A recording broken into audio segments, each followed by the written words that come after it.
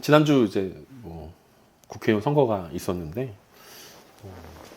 누구를 지지하든 뭐 누구를 지지하지 않든 뭐 결과에 상관없이 너무 실망할 필요도 없고 또 너무 희망찰 필요도 없다라는 것이 역사의 흐름 가운데 있는 우리들의 모습 아닐까라는 거죠.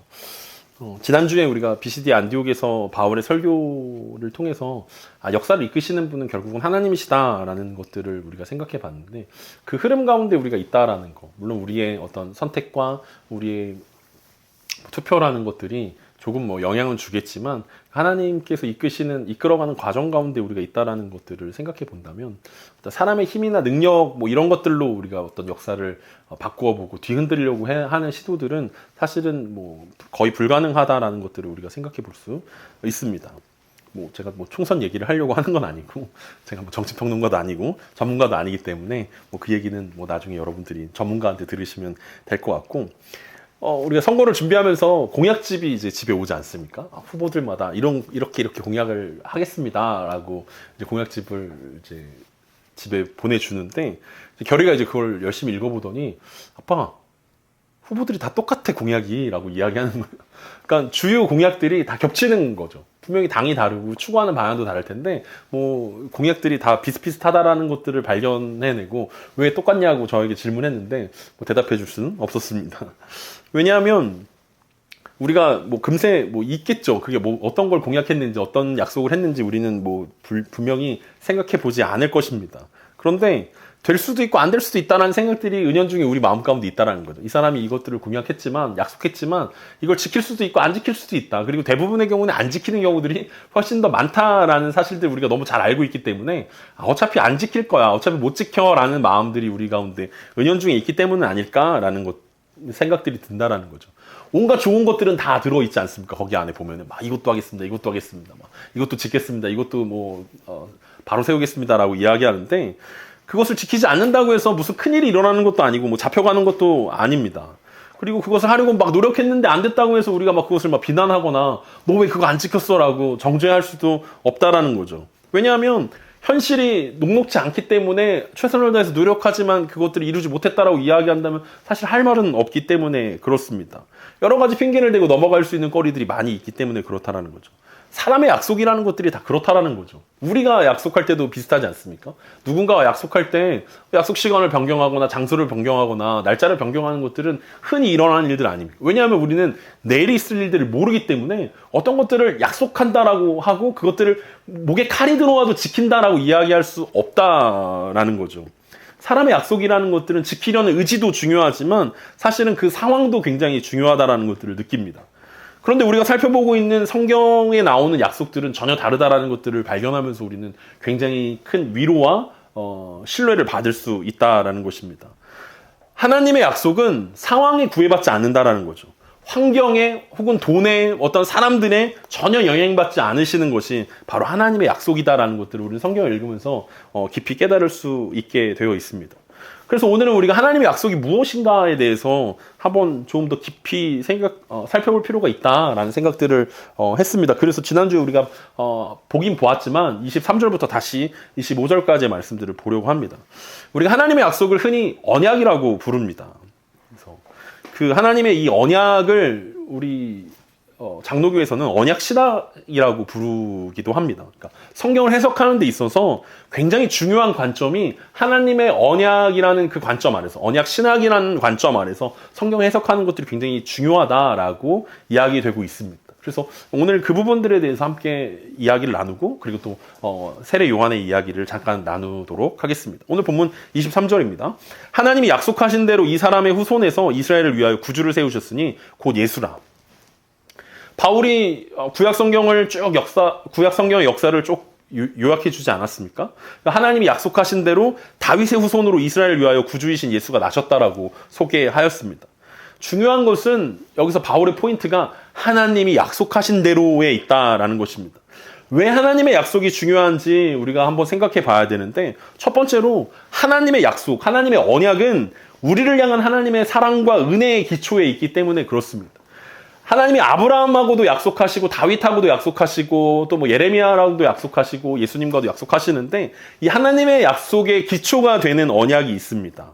그것이 무엇이냐면 하나님이 창세 전에 성자 예수님과 성령 하나님과 함께 약속하셨다라는 것입니다.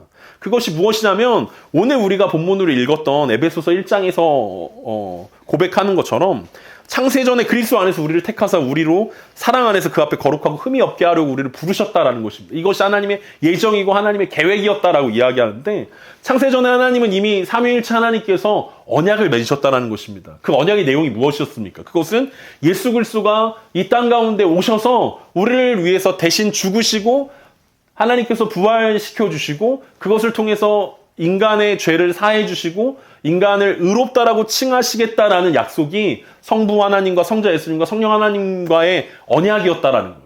이것을 어려운 말로 구속 언약이라고 부릅니다. 하나님이 이 땅을 치유하시고 회복시키시고 구원하기로 약속하셨다는 구속 언약이라는 거죠. 근데 그 언약의 기초가 무엇이냐면 하나님의 속성인 은혜와 사랑에 있다라는 것입니다. 하나님의 은혜와 사랑의 기초에서 구속 언약을 맺으시고 그 구속 언약의 후속편으로 노아랑도 언약을 맺으시고 아브라함이랑도 언약을 맺으시고 그 후에 나오는 사람들과도 언약을 맺으십니다.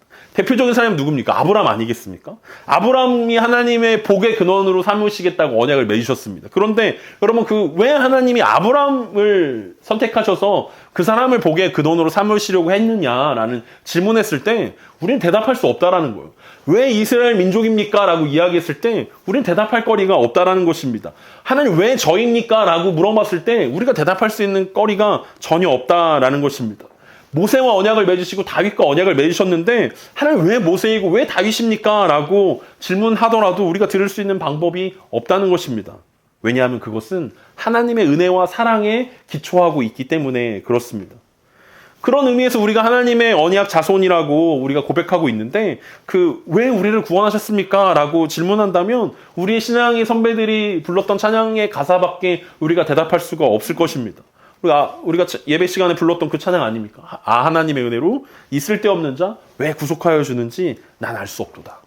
왜 내게 굳센 믿음과 또 복음 주셔서 내 마음이 항상 편한지 난 알 수 없도다. 우리가 알 수 있는 것들이 없다라는 거예요. 왜냐하면 이것은 하나님의 전적인 은혜와 하나님의 전적인 사랑 가운데서 우리를 구원하시기로 작정하셨고 아브라함을 선택하셨고 다윗을 선택하셨고 우리를 선택하셨다라는 이 하나님의 은혜에 기초하고 있기 때문에 그렇습니다. 은혜에는 조건이 없다라는 거예요. 왜 하나님 저입니까? 왜 우리를 구원하셨습니까? 라고 아무리 질문해도 이것은 하나님의 은혜이기 때문에 우리가 들을 수 있는 대답이 없다라는 것입니다. 왜 굳이 우리를 위해서 예수님이 죽으셨는지, 왜 하나님은 굳이 예수 그리스도를 이 땅 가운데 성육신 시키시고 십자가에서 죽게 하시고 다시 살게 하셨는지 우리로서는 알 수가 없다라는, 다만 우리가 생각해 볼 수 있는 것들은 이것이 있습니다. 하나님이 너무 손해보는 장사라는 거죠. 하나님 예수 그리스도 성자 예수님을 이 땅 가운데 보내시고 십자가에서 죽게 하신 것은 우리랑 비교했을 때 너무 무가치해 보이는 일들이라는 거죠. 너무 낭비하는 거 아닙니까? 라고 생각해 볼 수밖에 없다는 거예요. 너무 손해보는 거래인데 하나님 편에서 보면 너무 낭비인데 하나님 편에서 생각해 보면 너무 말도 안 되는 일인데 하나님은 그렇게 하셨다는 것입니다. 그것이 하나님의 은혜라는 거죠. 그래서 우리는 그것을 구속 언약이라고 부르고 그 구속 언약의 기초에서 계속해서 그 언약이 우리 가운데 갱신되어지고 있다는 사실들을 우리가 이해할 수 있다는 거예요. 성부 하나님과 성자 예수님과 성령 하나님이 함께 언약을 맺으셨고 우리를 구원하기로 작정하셨다는 것입니다. 그래서 우리는 그 언약의 관점에서 성경을 읽어가는 것입니다. 하나님의 무조건적인 사랑과 무조건적인 은혜가 어떻게 이스라엘 백성들 가운데 어떻게 바울에게 그리고 오늘날 우리에게 어떻게 이어지고 있는지를 우리가 생각해 볼 수 있다라는 거죠. 성자 예수님 우리를 구원하시기 위해서 이 땅에 인간의 몸으로 오셨습니다. 그리고 십자가에서 죽으셨습니다. 성부 하나님은 그것을 우리의 의로움이라고 우리의 올바름이라고 여기기로 하셨습니다. 그리고 성령 하나님께서는 그것을 우리 가운데 증거하심으로 그 언약에 기초하여서 우리가 구원을 얻었다라고 이야기할 수 있다라는 거죠. 바울이 오늘 약속대로 다윗의 자손으로 예수 그리스도가 나셨다라는 것은 바로 이 구속 언약을 우리 가운데 이야기하고 있는 것입니다. 우리가 무엇을 잘해서 예수님이 오신 게 아니라 우리가 사랑받기 합당해서 예수님께서 오신 것이 아니라 하나님이 무조건적인 사랑과 무조건적인 은혜로 우리 가운데 베푸셨기 때문에 우리에게 구원의 길이 열렸다라고 이야기할 수 있습니다. 우리의 공로가 아니기 때문에 자랑할 거리가 없고 우리의 공로가 아니기 때문에 흔들릴 필요가 없다라는 거죠. 하나님이 하셨다라는 거죠. 하나님의 일하심 가운데 우리가 동의하고 우리 그것 가운데 함께 동참하면 되는 일들이라고 이야기할 수 있습니다. 두 번째로 바울이 언약대로 라고 이야기했을 때 하나님의 언약은 하나님의 백성에게 바른 삶으로 인도하는 그 언약이라고 우리가 이해할 수 있을 것입니다. 하나님의 무조건적인 선택은 언약의 조건이 아니라 우리의 자연스러운 반응을 이끌어낸다라고 이해할 수 있다라는 거죠. 우리가 구원받기 위해서 기도를 하고 구원받기 위해서 헌금을 하고 구원받기 위해서 예배를 드리고 구원받기 위해서 선행을 하는 것이 절대 아니라는 것입니다.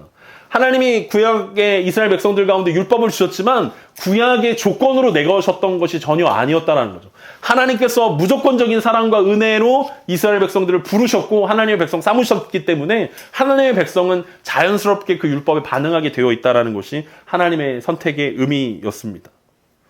그래서 자연스럽게 하나님의 자녀가 된 사람들은 고민하게 되는 것입니다. 어떻게 하면 우리가 하나님을 기쁘시게 할 수 있는 것인가?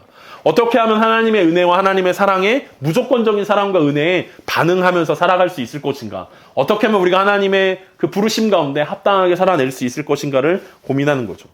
그리고 하나님을 기쁘시게 하는 것들, 그리고 우리가 하나님을 기쁘시게 하는 것들을 위해서 필요한 것이 바로 성령 하나님이라고 우리는 이야기할 수 있습니다. 그러니까 구약 시대에는 율법이 그 역할들을 했다라는 거예요. 하나님께서 하나님의 백성, 이스라엘 백성들 가운데 이렇게 하면 내가 기뻐한다라고 말씀해 주신 거죠. 이것들을 지키면 내가 이방 민족들 가운데 구별되어졌다라고 이야기하고 내가 기뻐한다라고 이야기했다라는 것입니다. 그러니까 하나님께서 이미 이스라엘 백성들과 결혼하기로 언약을 맺으셨죠. 그리고 그 다음에 결혼 생활의 원칙들에 대해서 이스라엘 백성들 가운데 알려주신 것이 율법이었다라는 것입니다. 근데 문제가 무엇입니까? 이스라엘 백성들이 이 율법을 지켜가면서 꾀를 부리기 시작했다라는 거죠. 구약시대 때 생각했던 율법은 지켰냐 안 지켰냐가 굉장히 중요하게 겉모습이 중요하게 느껴지는 것들이었습니다. 그러니까 난 지켰어. 넌 안 지켰지. 라고 생각하면서 서로 정죄하고 서로 비난하고 비판하는 것입니다. 난 지켰기 때문에 하나님의 거룩한 자녀고 넌 안 지켰기 때문에 하나님의 자녀가 아니야. 라고 하나님의 약속을 자꾸 오해하게 만들었다는 것입니다. 그래서 하나님은 예수 그리스도를 통해서 그 하나님의 무조건적인 사랑과 은혜를 베푸시면서 우리 가운데 성령 하나님을 보내주셨습니다. 성령 하나님께서 우리 마음 가운데 마음의 법을 만들어 주셨다는 거예요. 그러니까 구약시대의 성도들은 율법이라는 겉모습의 법을 지켰는데 이제 신약의 성도들은 마음의 법을 지키기로 합니다. 그 마음의 법이 뭐냐면 성령의 감동이라고 이야기할 수 있습니다. 성령께서 우리 마음 가운데 감동을 주신다는 거예요. 어떻게 하면 하나님을 기쁘시게 할 수 있을까? 무엇이 하나님께서 원하시는 것인가를 우리가 발견해낼 수 있도록 이야기한다는 거죠. 그래서 우리가 기도하는 것입니다. 하나님, 어떻게 해야 우리가 하나님을 기쁘시게 할 수 있습니까? 성경에 여러 가지 율법들이 나오지만 그것이 거칠애라는 사실들을 우리가 압니다. 우리가 이 시대를 살아가면서 어떻게 우리가 하나님을 기쁘시게 할 수 있습니까? 라는 그 하나님의 기쁨과 하나님의 관심을 우리가 궁금하기 때문에 기도라는 것을 통해서 하나님의 뜻을 구하는 것입니다. 더불어서 성령 하나님께서 어떤 일을 하십니까? 우리가 그 마음의 법을 하나님께서 성령 하나님을 통해서 마음의 법을 주시고 그 법을 지킬 수 있도록 성령 하나님께서 우리에게 힘을 주신다는 거죠. 그냥 이거 법이야. 지키냐 안 지키냐 내가 지켜볼 거야. 이게 아니라 마음의 법을 주시고 이것들을 지킬 수 있도록 하나님께서 성령님의 은혜들을 우리 가운데 부어주신다라고 이야기하고 있습니다. 성령의 감동이라고 부르는 마음의 법을 만드셨고 성령의 감동이라고 부르는 그 법을 따르는 것뿐만 아니라 마음의 법을 지킬 수 있는 힘과 능력을 주시는 것도 성령 하나님의 역할이라는 거죠. 그래서 우리는 이 하나님의 언약을 굉장히 중요하게 생각하는 것입니다. 삼위일체 하나님께서 어떻게 사람들을 구원하시는지 그리고 어떻게 하나님의 자녀로 빚어가시는지 이 삼위일체 하나님의 그 언약 안에 다 들어있기 때문에 그렇습니다. 그래서 성경을 볼 때 우리는 이 언약의 관점으로 봐야 한다라는 거죠. 언젠가 시간이 된다면 이 언약 신학에 대해서 조금 더 깊이 다룰 수 있는 시간들이 오면 좋겠지만 오늘 본문을 통해서 말씀대로 언약대로 하나님께서 예수 그리스도를 이 땅 가운데 보내주셨다라는 이 사실 하나만 가지고도 우리는 충분히 우리의 구원이 예수 그리스도의 순종을 통해서 하나님의 언약을 통해서 이 땅 가운데 왔다라는 사실들을 인정하고 위로를 받을 수 있을 것입니다. 다시 오늘 본문으로 돌아와서 바울은 이 이스라엘 백성들에게 비시디 안디옥의 회당에 모여있는 유대인들에게 그리고 하나님을 경외하는 그 백성들에게 구약의 역사 가운데서 길을 잃지 않을 수 있도록 분명하게 길을 제시하고 있습니다. 당시 모든 길은 로마로 통한다라고 이야기했던 시대, 로마 시대 아니었습니까? 그런데 모든 성경은 어디로 통합니까? 바로 예수 그리스도로 통한다는 사실들을 분명하게 바울이 제시하고 있습니다. 예수 그리스도의 중심, 예수 그리스도를 중심으로 놔야 성경이 해석되어지고 성경이 이해가 되어지고 성경이 적용되어진다라는 이야기들을 바울이 하고 있다라는 거예요. 그 예수 그리스도 중심의 설교는 단순히 바울만 이야기했던 것이 아니라 우리 모두에게 해당되어지는 것입니다. 왜냐하면 그래야 성경이 해석되고 그래야 예수 그리스도의 중심된 삶들을 우리가 살아낼 수 있기 때문에 그렇습니다. 그리고 바울은 그것의 모델을 한번 보여줍니다. 예수님의 길을 먼저 준비한 사람이 있다. 예수 그리스도의 중심으로 성경을 해석하고 예수 그리스도 중심으로 삶을 살아낸 사람이 있다. 바로 그 사람이 세례 요한이다 라고 우리 가운데 이야기하고 있습니다. 오늘 본문 24절과 25절입니다. 그가 오시기에 앞서 요한이 먼저 회개의 세례를 이스라엘 모든 백성에게 전파하니라. 요한이 그 달려갈 길을 마칠 때 말하되 너희가 나를 누구로 생각하느냐. 나는 그리스도가 아니라 내 뒤에 오시는 이가 있으니 나는 그 발에 신발끈을 풀기도 감당하지 못하리라 하였으니. 세례 요한은 이 400년이라는 이 말라기 이후에 400년이라는 이 침묵기에 등장한 큰 영향을 주었던 선지자로서의 역할을 감당한 선지자라고 우리는 부를 수 있을 것입니다. 마태복음 3장에 보면 세례 요한의 이야기가 자세히 나오는데 예수님이 사역하시기 전에 그는 광야에 외치는 소리가 되었습니다. 예수님보다 먼저 회개하라 천국이 가까웠다라고 외쳤습니다. 그러니까 우리가 앞에서 살펴봤던 복음의 메시지들을 먼저 전한 거예요. 하나님의 나라가 가까이 왔다라는 그 복음. 하나님이 다스리고 하나님이 통치하신다. 이스라엘 백성들 가운데 400년 동안 하나님이 침묵하시는 것처럼 느껴졌고 하나님은 이스라엘의 임재를 이제 거둬들이시고 하나님은 더 이상 이스라엘 백성들과 함께하지 않는 것처럼 느껴지는 그 시대를 살았던 사람들에게 이제 하나님이 다시 오신다. 이제 하나님이 다시 통치하시고 이제 하나님께서 우리와 함께하신다라는 그 놀라운 메시지들을 전달하기 위해서 이 세례 요한이 일어났다는 것입니다. 그는 광야에 외치는 소리가 되었습니다. 예수님보다 먼저 회개하라 천국이 가까웠다라고 외쳤습니다. 그 외침 가운데 수많은 이스라엘 백성들이 요단강에 나와서 회개의 세례를 받았습니다. 아마 이 세례 요한은 워낙 이때 당시 유명했기 때문에 BCD 안디옥에 있는 유대인들도 이미 알고 있었을 것입니다. 놀랍게도 왜 세례 요한이 이런 사역을 했을까를 생각해 보면 그의 사역이 구약 성경에 이미 등장하고 있다는 것을 우리는 알 수 있습니다. 이사야 40장에도 나오고 말라기 3장에도 등장합니다. 말라기 3장 1절을 보면 만군의 여호와가 이르노라 보라 내가 내 사자를 보내리니 그가 내 앞에서 길을 준비할 것이요 또 너희가 구하는 바 주가 갑자기 그의 성전에 임하시리니 곧 너희가 사모하는 바 언약의 사자가 임하실 것이라. 말라기 선지자가 400년 전에 예언했던 그 예언의 내용이 세례 요한을 통해서 그 예수님 당시에 임하게 된 것입니다. 바울처럼 세례 요한도 구약 성경을 보면서 그것이 자신을 향한 하나님의 계획임을 확신하게 되었다는 것입니다. 예수님 중심으로 생각하면서 성경을 읽다 보니까 이것이 나를 향한 하나님의 사명이구나. 내가 예수님이 오실 길을 예비해야 되는 것이구나. 내가 그가 오실 길을 평탄하게 하는 이 역할이 바로 나의 역할이구나. 많은 사람들이 구약 성경을 읽었겠지만 그 구약 성경을 통해서 자신의 부르심이 그리고 자신의 역할이 그것이다라고 깨달은 사람은 아무도 없었던 것입니다. 바로 세례 요한 한 명만 그랬다라는 거죠. 그리고 그의 사명이 바로 이름 없이 빛도 없이 그리스도가 오실 길을 예비하는 것이다라는 사실들을 성경 말씀을 통해서 깨닫게 되었다는 것입니다. 당시 종교 지도자들은 부와 명예에 사로잡혀 있었는데 세례 요한은 메뚜기와 석청을 먹으면서 가죽옷을 입고 광야에서 생활했습니다. 그의 거룩한 삶과 겸손하고 경건한 모습은 사람들로 하여금 회개에 이르게 하였고 그가 메시아가 아닌가라고 착각할 정도로 그의 삶 가운데 주목하게 만들었습니다. 그의 삶과 그의 메시지가 너무나 궁금하게 되었던 것은 그가 말씀대로 살아왔기 때문에 그러했다라는 것입니다.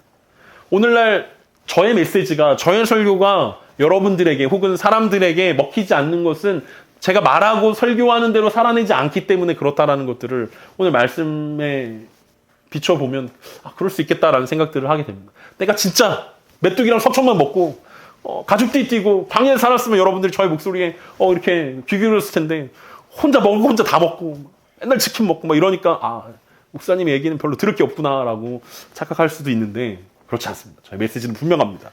물론 삶이 따라주진 않지만 분명하게 하나님의 나라가 가까이 왔다라는 것들 여러분들 가운데 말씀하고 있습니다. 그래서 사람들은 세례 요한을 바라보면서 약속된 메시아가 아닐까라고 생각하기에 이르렀다라는 거죠. 근데 세례 요한이 어떻게 이야기합니까? 얼마나 예수님을 닮은 삶을 살았던지 사람들이 예수님이 아니냐고 착각할 정도였다라는 거예요. 여러분, 누군가 여러분들에게 그런 질문 한 적 있어요? 혹시 너 예수님 아니니?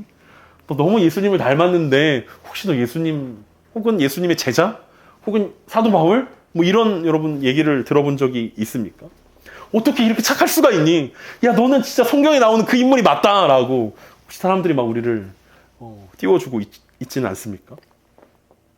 우리는 믿음을 숨기는데 급급한데 세례 요한의 믿음은 숨길래야 숨길 수가 없었다라는 거예요.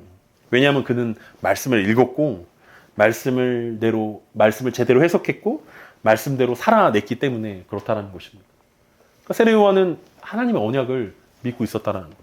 하나님의 약속을 신뢰했다라는 거예요. 그리고 하나님의 약속에 따라 예수 그리스도가 오시고 예수 그리스도를 통해서 이 땅 가운데 하나님의 나라가 오게 된다는 그 사실들을 확신했기 때문에 그는 자신 있게 예수 그리스도를 소개할 수 있었습니다. 자신 있게 자신은 광야에 외치는 소리라고 분명하게 고백할 수 있었다라는 거죠.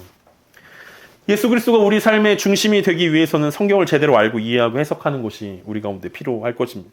그래서 우리는 말씀을 열심히 연구하는 것입니다. 근데 연구하는데 그치면 안 되는 것이 예수 그리스도가 중심이 되기 위해서 우리는 말씀대로 살아내는 것들이 필요하다라는 거죠. 구약 성경만 읽었던 세례 요한이나 바울보다 성경을 우리는 어쩌면 잘 이해하지 못하고 있습니다. 이해하지 못하는 게 중요한 것이 아니라 사모하지 않는 것이 더 큰 문제라고 이야기할 수 있을 것 같습니다. 말씀보다는 상황을 의지하고 있기 때문에 예수 그리스도 중심으로 말씀을 이해하지 못하고 예수 그리스도 중심으로 우리의 삶들을 펼쳐내지 못하는 것이 우리의 한계일 것이다라고 생각을 합니다. 만일 세례 요한이 자신의 경험과 상황을 의지했다면 사람들이 그를 칭찬할 때 아마 그는 그렇게 이야기했을 것입니다. 여러분들이 그렇게 생각한다면 제가 그런 사람일 수도 있겠습니다라고 그렇게 이야기할 수도 있지 않았겠습니까? 내가 설교하니까 수많은 사람들이 회개하러 세례를 받으러 오네. 혹시 내가 진짜 성경에 말한 그 메시아가 아닐까? 라고 여러분들의 인정을 제가 인정하겠습니다라고 이야기했을 수도 있다라는 거죠. 그런데 세례 요한은 그렇게 하지 않았다라는 거예요. 그는 자신의 사명이 정확히 무엇인지 알고 있었고 그렇기 때문에 자신은 예수 그리스도의 신발끈을 풀기도 어렵다라고 이야기합니다. 그러면서 오늘 본문에서 뭐라고 이야기합니까? 요한이 그 달려갈 길을 마칠 때 말하되 라고 이야기합니다. 요한에게 임했던 그 사명이 이제 다 끝나간다라는 거예요. 그 사명이 앞에서 얘기했던 것처럼 하나님의 메시아 예수 그리스도가 오실 길을 예비하는 것, 그게 세례 요한의 사명이었고 그 사명을 다 할 때가 오고 있다라는 거죠. 그때 세례 요한의 고백이 바로 그것이었습니다. 자신이 달려갈 길을 마칠 때까지 자신에게 관심을 가지지 말고 예수님을 바라보라고 말하고 있다는 거죠. 놀라운 이야기 아닙니까? 우리는 세상에서 주목받기를 원하고 더 관심을 받기를 원하고 나를 통해서 나의 성공과 나의 평안함과 나의 어떤 그런 것들을 통해서 예수를 보십시오라고 이야기하는 것들을 우리는 선호하는데 세례 요한은 그렇게 반대로 이야기하고 있다는 거죠. 나에게 관심 갖지 말고 나를 주목하지 말고 예수를 바라보십시오. 예수님이 중심이십니다. 예수님이 전부이십니다. 그래서 세례 요한은 그는 흥하여겠고 나는 쇠하여야 하리라라고 고백할 수 있었던 것입니다. 세례 요한의 관심은 오직 예수님에게만 있었습니다. 예수님만 높임을 받고 예수님만 인정받기를 기대했습니다. 왜냐하면 세례 요한이 세우고 싶었던 나라는 자신의 나라가 아니라 하나님의 나라였기 때문입니다. 하나님의 나라는 예수가 중심 되신 나라이기 때문에 그렇습니다. 예수님이 다스리시고 예수님이 높아지시고 예수님이 영광 받으시는 나라로 이스라엘 백성들이 함께 하길 원했다는 거죠. 그래서 세례 요한의 외침은 나를 주목하지 말고 예수님을 바라봅시다 라고 이야기했던 것입니다. 그리고 오늘 바울의 외침도 동일합니다. 구약 성경을 탁월하게 요약해내고 탁월하게 해석하면서 구약 성경이 이런 의미였구나. 하나님의 말씀이 우리에게 이렇게 임하였구나. 하나님의 약속이 이렇게 이루어지는구나. 라는 것을 통해서 바울을 주목하는 것이 아니라 바울은 계속해서 내가 전하고 있는 예수 그리스도를 바라보셔야 합니다. 라고 이야기하는 것이고 그 삶의 중심이 바울의 삶의 중심이 예수 그리스도라고 오늘 고백하고 있는 것입니다.